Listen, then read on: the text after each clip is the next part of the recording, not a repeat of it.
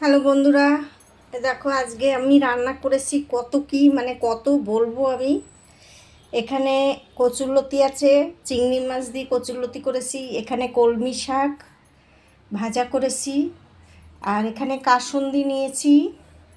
আচ্ছা, এখানে আছে আগে টক থেকে দেখাই। এখানে আছে চালতের আচার, এখানে আছে টক দই, এখানে আছে কাতলা মাছের ঝোল সজনে ডাঁটা আলু দিয়ে, এখানে আছে টমেটোর মানে ডাল, কাঁচা টমেটোর ডাল, এখানে আছে তালের ক্ষীর, তাল ক্ষীর করেছি কালকে রাত্রেবেলা, সেই তাল ক্ষীর।